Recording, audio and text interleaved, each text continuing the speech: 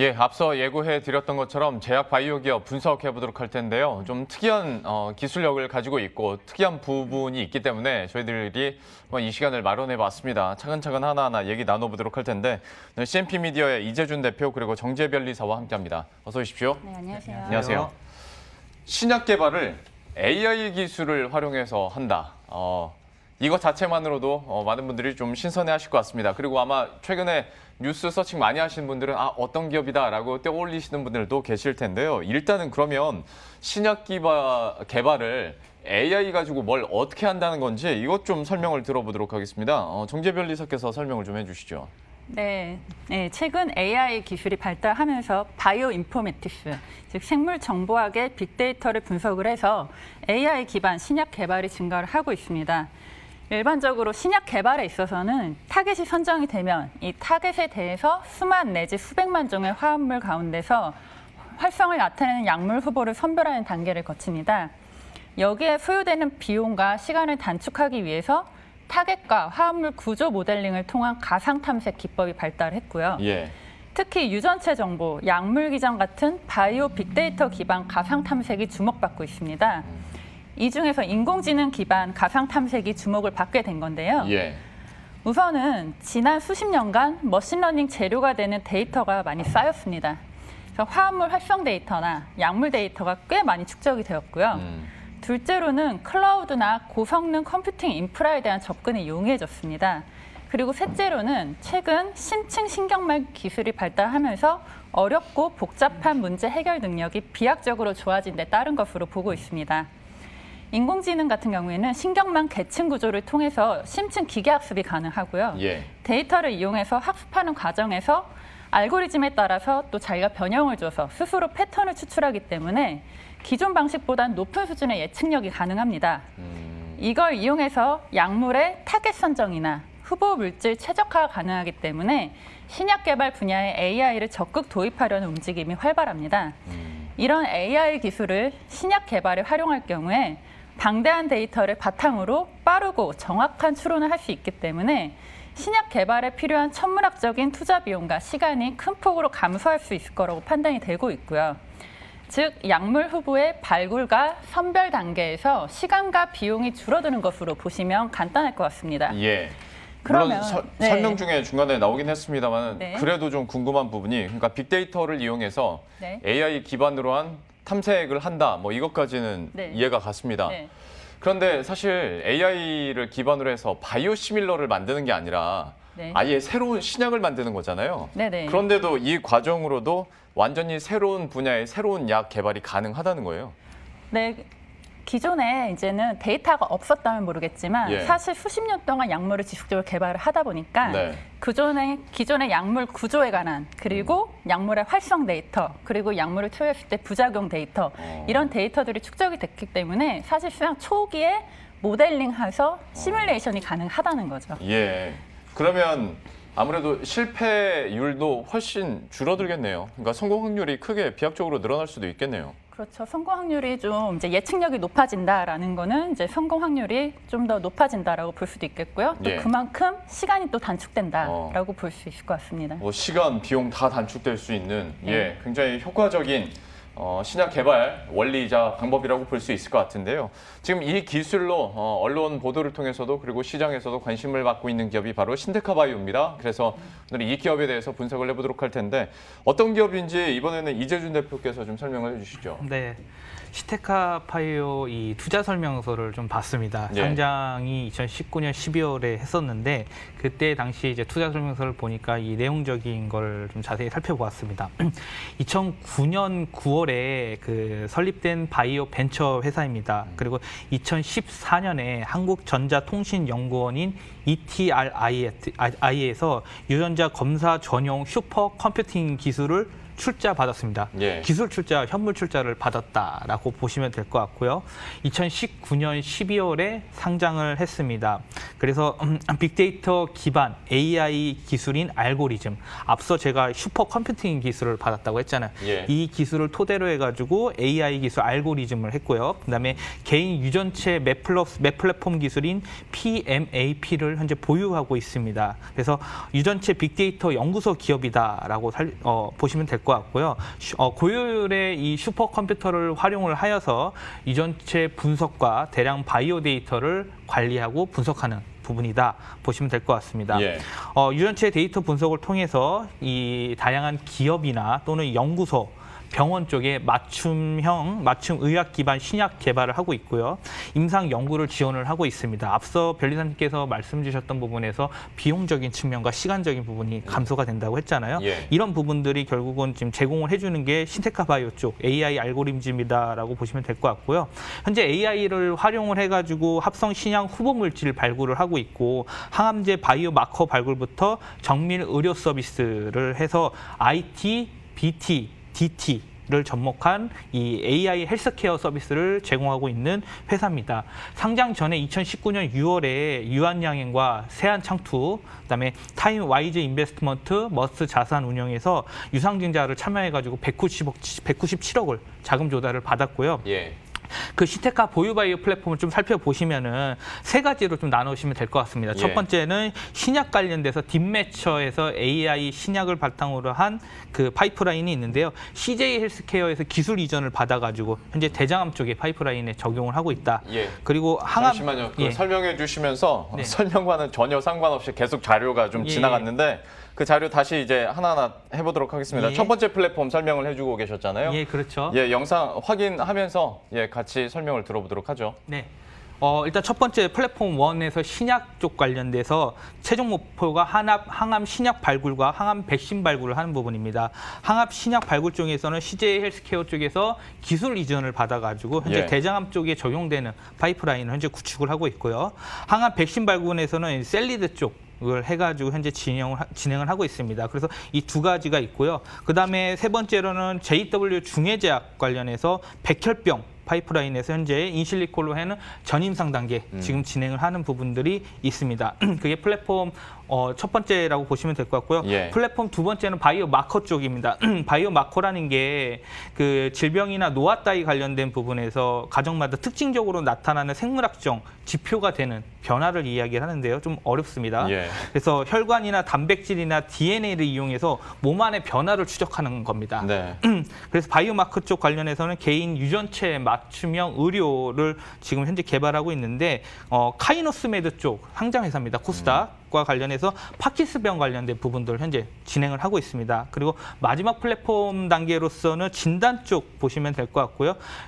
여기에서 매출이 나고 있는데 굉장히 미미한 수준입니다. 예. 정밀 의료 서비스 관련된 부분인데요. 연세 세브란스 병원과 인하대 병원으로 해가지고 현재 유전체 정밀 의료를 진행을 하고 있습니다. 결국 이 세 가지 플랫폼을 통해서 향후 매출을 늘릴 계획이다라고 보시면 될 것 같고요. 예. 이 신약 개발 파이프라인 단계에서 현재 첫 번째 후보 물질 발굴 디스커버리 쪽이죠. 다음 그림을 띄워주시면 좋을 것 같은데요.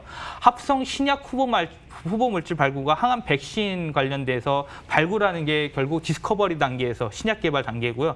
두 번째 이제 임상에 들어가겠죠. 예. 임상 시험에서 들어가는 부분들이 항암제 바이오마커를 개발을 하고 기타 신약에 대한 바이오마커를 개발하는 겁니다. 그리고 나서 시판 후에 진단 쪽 관련된 부분에서는 유전체에 대한 정밀 의료 서비스를 그래서 이 단계로 해가지고 현재 신테카 바이오는 현재 향후 매출이 이제 나올 수 있는 이 파이프라인 플랫폼을 현재 핵심 기술로 갖고 있다라고 생각하시면 될 것 같습니다. 예. 사실 제약 바이오 분야도 어렵고 AI도 파보면 어려운데 이 두 개가 합쳐지니까 더 어려울 수밖에 없을 것 같습니다. 다만 신테카 바이오 같은 경우에는 AI를 기반으로 해서 신약을 개발할 뿐만이 아니라 시판 이후에 의료 진단 서비스까지도 계속 사업을 꾸려가고 있다라는 점에서 수익성에 대한 확대 이런 기대감도 들 수 있을 것 같은데요. 최근 들어서 뉴스가 많이 나왔고 여러분들이 핵심적으로 궁금해하실 이 질문 드려보도록 할게요. 그 렘데시비르에 대해서는 얘기를 많이 하셨을 텐데 이 신테카 바이오의 후보 약물이 물론 동물 실험 결과까지밖에 안 나오긴 했습니다만은 렘데시비르보다 효과가 2배 더 높더라 이런 기사가 나왔어요. 그리고 이것을 정관계 인사들에게 브리핑하는 일도 있었고 이게 또 언론 보도를 통해서 나왔었는데 실제로 이게 어떻게 되는 건지 정재별 리사께서 좀 설명을 해주시죠. 네. 우선 렘데시비를 먼저 살짝 말씀드리면요. 예. 렘데시비르는 기존 중증 환자 외에도 최근에 미국 FDA에서 경증 환자까지 적용될 수 있도록 긴급 사용 승인이 확대 적용됐습니다. 아직까지는 렘데시비르가 독보적이긴 한데요. 지금 렘데시비르보다 효과가 좋다라는 후보의 약물이 지금 나왔는데요. 렘데시비르를 넘어설 수 있는 약이 있을 것이냐 없을 것이냐. 네, 렘데시비르를 넘어설 수 있는 약은 얼마든지 있을 거다라고 보고 있고요. 예. 지금 렘데시비르가 지금 좋은 성적을 내고 있긴 하지만 뭐 완전한 약물은 아니기 때문에 여전히 후보 물질 선별 단계부터 좀 더 세심하고 정교하게 접근을 해서 좀 발굴을 했다면 렘데시비르보다 더 좋은 약물은 얼마든지 개발할 수 있을 거라고 보고 있고요. 예. 다만 다른 약물들과 마찬가지로 임상을 통해서 안전성과 유효성을 끝까지 어느 정도로 잘 보일 수 있느냐가 관건이라고 생각이 합니다. 그러면 그 신데카바이오에서 이번에 나온 그러니까 효과가 2배 이상이다라는 거에 대해서는 좀 어떻게 평가하세요? 아직 이제 동물 데이터긴 하고 예. 이제 임상 가면은 어떻게 달라질지 모르겠지만 예. 그래도 가능하고 또 좋은 소식이다라고 생각을 하고 있긴 합니다. 저는 그 궁금한 것이 네. 그러니까 대서특필까지는 아닌데 언론 네. 보도가 많이 나와서 아마 헤드라인만 보신 분들은 임상 2상 이상까지는 계속 뭐 진행이 됐나 보다 싶겠지만 지금 동물 실험 결과인 거잖아요. 네네. 이 동물 실험 결과도 어쨌거나 의미를 이렇게 크게 둘 수 있는 겁니까? 말씀드렸다시피 예. 사실 동물 실험 결과가 임상 가면은 바뀌는 경우도 좀 있기 흔하죠. 때문에 네, 예. 사실 지금 임상까지 진입한 약물들은 많지만 실패한 약물들도 꽤 있긴 합니다. 예. 그러다 보니까 좀 조심스럽긴 한데 그렇다고 해서 이제 2배 이상 효과가 나타난 약물이 이제 조심스럽다지만 그 이상을 넘어서 그렇다고 해서 이제 의미 없다라고 판단하는 것도 좀 무리가 아닐까 싶긴 합니다. 예. 물론 뭐 의미가 없다고는 할 수 없겠으나 다만 계속 제가 뭐 강조를 드리는 이유가 동물 실험으로 나온 아직은 그 결과이기 때문에 이게 너무 섣부른 판단 아니냐라는 일각의 좀 비판들도 있거든요. 여기에 대해서는 끝까지 임상 시험이 어떻게 되는지도 한번 따라가 봐야 될 것 같은데 어떤 약물 재창출 기술로 하다 보니까 이렇게 되면 임상이 좀 줄어들 수가 있잖아요. 그러면 네, 속도 그렇습니다. 측면에서도 분명히 어떤 신약 개발을 하는데 훨씬 유리할 것이다라는 평가들도 나오는데 여기에 대해서는 좀 어떻게 보십니까? 네, 지금까지 하면서 약물 재창출이 좀 코로나 치료제를 보면서 좀 많이 나왔어요. 코로나 치료제 개발 자체가 약물 재창출을 기반으로 한 것들이 좀 많은데요. 약물 재창출 같은 경우에는 이미 시판돼서 안전성이 입증된 약물이나 아니면 기존의 임상시험에서 안전성은 있지만 효능이 충분히 입증되지 않아서 허가받지 못한 약물들을 대상으로 하고 있습니다. 즉, 만약에 안전성이 입증되지 않았다면 일상부터 진행을 해야 될 거고요. 예. 안전성이 입증된 상태라면 일상이 면제될 수 있기 때문에 그렇게 이상으로 빨리 진입할 수 있다는 장점이 있습니다. 그래서 예. 그 부분을 좀 장점으로 보시면 될 것 같습니다. 예. 자, 그러면 신데카바이오가 한미사이언스와 협업을 한 사안에 대해서도 한번 얘기해 보도록 할 텐데요. 여기에 대한 의미는 어느 정도로 두고 계십니까? AI 기술을 바탕으로 해가지고 현재 코로나19 치료제 개발을 하고 있고 AI 활용한 그 약물 재창출을 통해서 후보물질 2종을 도출을 하였습니다. 예. 앞서 말씀 주셨던 것처럼 뭐 코로나19 치료제 활용해서 렘데시비르보다 2배가 효능이 높다라는 얘기를 했는데 한미사이언스와 9월 16일 날 약물 재창출 기술 관련해서 MOU를 맺었습니다. 그리고 한미사이언스와 협업을 통해서 성분을 복합한 흡입형을 개발을 하고 현재 진행을 하고 있고요. 흡입형으로 개발을 했었을 시의 장점은 소화기관을 통해 흡수되지를 않고 바로 폐에 도착을 하기 때문에 네. 빠르고 직접적으로 좀 치료 효과가 있을 것이다라는 부분들이 기대치 하는 거고요. 앞서 이 동물 시험 관련된 부분을 이야기를 했는데 동물 시험 쪽 관련해서 심각한 부작용이 발생하지 않았습니다. 그래서 기존의 허가를 받고 임상 1상을 건너뛰어가지고 바로 2상을 가거든요. 이 2상 쪽 관련된 부분은 보통 2상에서 하는 시험은 뭐냐면은 그 효능 쪽 관련해서 투약 용량을 확인하는 겁니다. 예. 최적화에 대한 용량을 확인하는 부분들이 임상 2상에서 현재 진행을 하는 부분이다라고 보시면 될 것 같고요. 결국은 이런 부분들 때문에 주가적인 측면도 올라갔던 부분들이 있는 것으로 지금 보고 있습니다. 렘데시비르가 임상 3상에서 부작용 논란이 발생했기 때문에 반사이익에 대한 부분들로 현재 시테카 바이오가 주가가 좀 오른 측면들이 있고요. 결국 한미사이언스 관련해서 코로나19 치료제 관련된 부분들이 앞으로 좀 어떻게 나올지는 모르겠지만 상당 부분 좀 기대는 지금 반영을 하고 있는 부분이다라고 말씀을 드리도록 하겠습니다. 코로나19 치료제나 뭐 백신 개발하고 있는 기업들이 뭐 계속 늘고 있다 보니까 여러분들도 이제 머릿속이 좀 복잡해지실 것 같은데요. 신테카 바이오와 또 한미사이언스의 협업 그 결과물도 기대감 가지고 지켜보도록 하겠고요. 신테카 바이오의 실적 추이는 어떤지도 한번 점검을 해보도록 하겠습니다. 좀 어땠습니까? 네, 시테카 바이오 사실 실적을 봤으면 뭐 투자할 만한 기업이 아니죠. 어쨌든 바이오는 꿈과 희망을 기대를 그렇죠. 가지고 가기 예. 때문에 이 추정적인 부분을 좀 말씀드리는 게 더 좋을 것 같습니다. 네. 거의 전무한 상태로 지금 실적이 크지 않기 때문에 일단 추정 관련된 부분을 좀 보시게 되면 자료를 좀 띄워주시면 좋을 것 같은데요.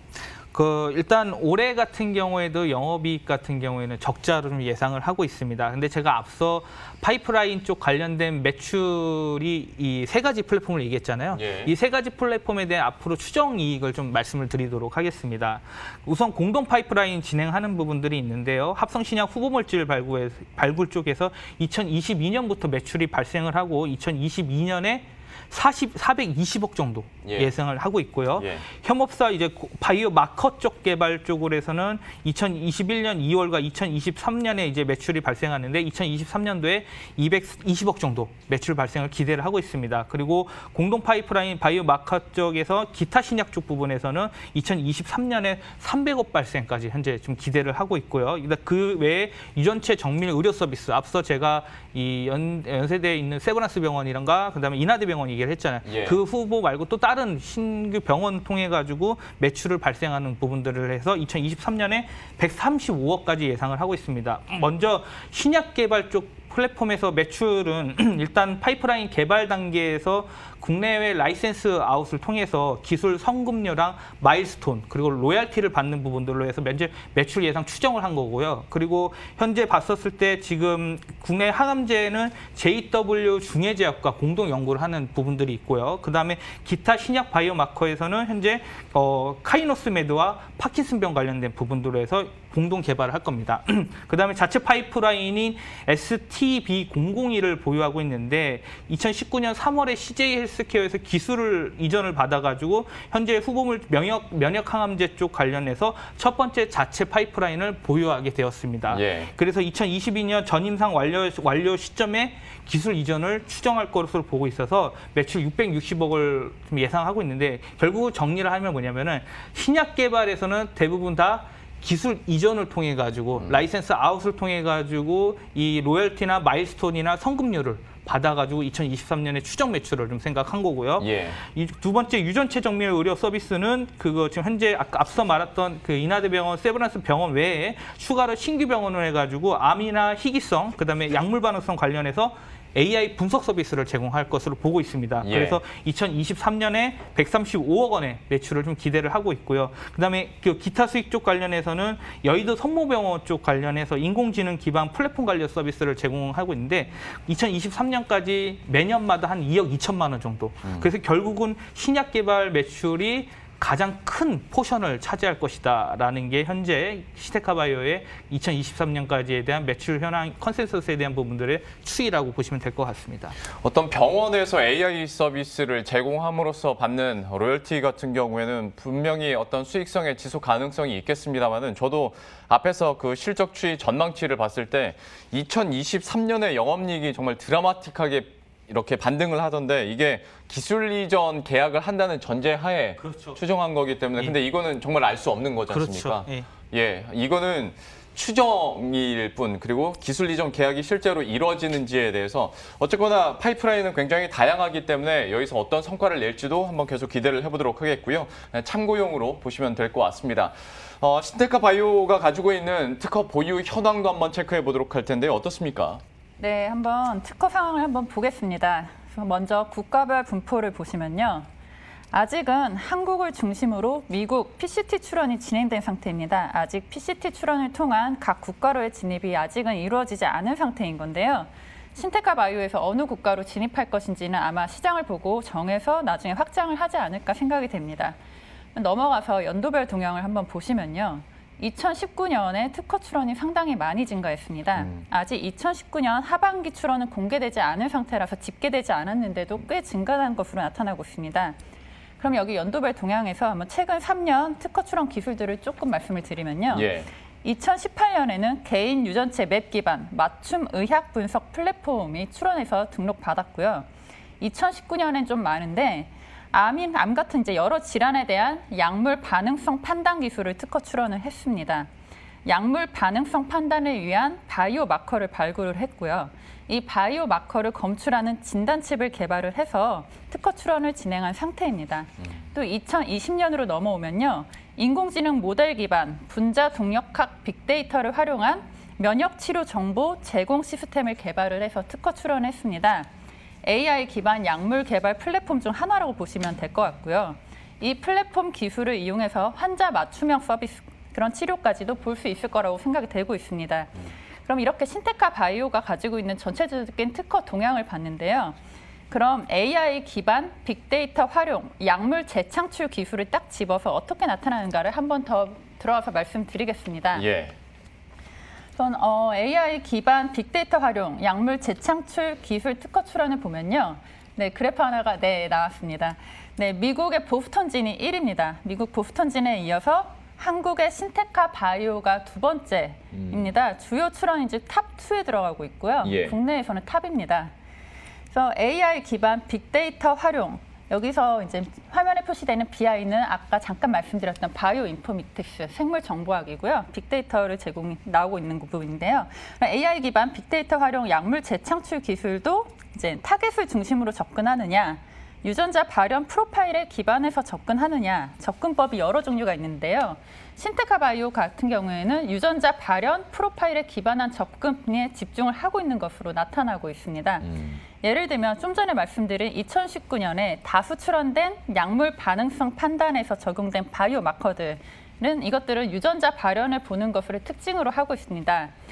좀 길게 말씀을 드렸는데요. 오늘 보신 기술들은 AI와 데이터 분석 기술이 만나서 예측력을 높임으로써 약물 탐색이나 발굴 효율을 높인 것으로 보시면 되고요. 이 기술들은 임상에서 환자군 선별이나 맞춤형 치료까지 더 확대 적용될 것으로 예상되고 있습니다. 그래서 그러니까 앞으로 이 기술들은 앞으로 더 자주 보게 될 것 같고요. 또 좀 더 말씀드리면 AI 기반 신약 개발 기업 아니면 기존 제약회사 이런 게 구분된다기보다는요. 최근에도 그냥 한미약품이나 SK바이오팜이나 아니면 다른 유한양행, 보령제약 같은 국내 제약회사도 AI 신약 개발 기업과 협업을 꾸준히 하고 있기 때문에 이게 이제 구분된다기보다는 AI 기술이 발달되면서 신약 개발에 있어서 AI가 접목되고 있다. 그렇게 보시면 좀 더 좋을 것 같습니다. 이제 정재변리사께서도 제가 특별히 추가로 질문 안 해도 최근 들어서 특허에 어떤 내용들이 담겨 있고 어떤 방향성을 갖게 되는지까지 한 번에 다 설명을 해주셨어요. 신테카 바이오도 방향성은 확실하네요. 여기에 대해서 계속 기대를 가져보도록 하겠고, 글쎄요, 오늘 질문 중에 이게 가장 까다로운 질문이 아닐까 싶은데, 그럼 신테카 바이오는 어떤 투자 전략 측면에서 이걸 어떻게 가져가야 될까라는 고민은 있습니다. 그런데 글쎄요, 좀 어떤 전망과 전략 가지고 계세요? 네, 일단 제가 앞서 실적에 대한 부분을 이야기를 드리면서 이 실적에 맞는 밸류적인 측면을 좀 생각을 하게 됐습니다. 순이익 추정치로 관련해서 이 실적에 대한 멀티플을 보니까 피어 그룹이 종근당과 유비케어를 피어 그룹으로 보고 있더라고요. 근데 그 기업들의 관련 밸류에이션을 PER 멀티플 25배 정도 주고 있습니다. 그랬었을 때 이 회사의 적정 주가는 37,000원 선, 38,000원 선입니다. 2023년까지의 순이익이 나왔었을 때, 가정을 했었을 때 25배의 멀티플을 줬었을 때 적정 주가는 37,000원 선입니다. 근데 이게 아무리 미래를 땡겨 썼다 해도 3년 후잖아요. 그렇죠. 그렇기 때문에 주가적인 측면은 현재 39,600원이어서 사실 부담되는 가격대라고 제가 말씀을 드리고 싶습니다. 그래서 최근에 알토스 코리아 쪽 관련돼서 오퍼튜니티 펀드 물량이 9월 4일과 9월 7일 날 외국 법인이거든요. 예. 여기서 24만 주 정도 매도 물량이 나왔고요. 그 기타 법인 쪽 물량으로 좀 나왔다고 좀 추정을 하고 있습니다. 처분 단가가 23,000원에서 28,200원에서 추정을 매도 물량이 나왔습니다. 예. 그런데 주가가 더 올라갔다라는 거는 일단은 어느 정도에 대한 차익 물량이 좀 소화가 됐고요. 아직도 남은 물량은 현재 봤었을 때 60만 주 정도, 65만 주 정도가 5% 가까이 아직 알토스 코리아 물량이 남아 있다라고 보시면 될 것 같고요. 일단 주가 수준은 제가 앞서 말씀드렸던 부분에서 멀티플이 충분히 지금 반영된 상태이기 때문에 추가로 더 올라갈 만한 것은 결국은 최근에 올라갔던 거는 코로나19 관련 이슈로 더 주가가 올랐다고 저는 생각을 하고 있거든요. 예. 그런 부분들 이슈가 만약에 해서 없어진다면 주가는 원래 37,000원 수준이 가야 되는 게 맞는데 48,000원까지 간 거는 결국은 코로나19 치료제 한미사이언스와의 그런 그 개발 때문에 이슈에 의해서 주가가 한 번 더 오버슈팅을 했다라고 좀 생각을 하고 있고요. 지금 앞서 뉴스에 보니까 존슨앤존슨 관련된 부분에서 또 코로나 치료제 부정적인 이슈가 나왔더라고요. 이런 부분들이 최근 바이오에 대한 어느 정도 과열 구간을 좀 해소할 수 있는 부분이다 생각을 하고 있고요. 신테카 바이오에 대한 주가적인 측면에서 접근 방향은 현재는 조금 어렵다고 보고 있습니다. 그렇기 때문에 제가 봤었을 때는 일단은 뭐 기술적으로 봤었을 때는 3만 원 초반대에서 좀 일단은 한번 다시 접근을 해보는 게 트레이딩 관점 접근이 좀 유효하다고 보고 있고요. 예. 오히려 중장기적인 부분에서는 2023년까지에 대한 순이익 추정치를 보수적인 부분보다 조금 공격적으로 좀 반영했던 부분들이 크기 때문에 예. 이런 부분들이 앞으로 불확실성이 상당 부분 있기 때문에 대한 중장기 전략은 조금 자제하시는 전략을 취하시면 좋을 것 같습니다. 물론 제약 바이오 업체 주가들이 꿈을 먹고 가긴 합니다만은 그래도 지금으로서 분석할 수 있는 객관적인 지표들을 좀 모아봤을 때 이런 가격 전략도 나온 거니까요. 참고 정도 하시면 될 것 같고요. 뭐 코로나19 치료제 개발과 관련해서 그리고 특히 AI 기술을 활용한 이 신테카 바이오 기업에 대해서 저희가 한번 분석을 해드렸습니다. 이 기업에 대한 동향들도 저희 역시 계속 관심 있게 지켜보도록 하겠습니다. 지금까지 정재별리사 그리고 CNP 미디어 이재준 대표와 함께했습니다. 오늘 말씀 고맙습니다. 네, 감사합니다. 예, 그럼 저희도 여기서 인사드리도록 하겠습니다. 식사 맛있게 하시고요. 저희들은 내일 이 시간에 또 새로운 전략과 이슈들 들고 다시 찾아뵙도록 하겠습니다. 시청해주신 여러분 고맙습니다.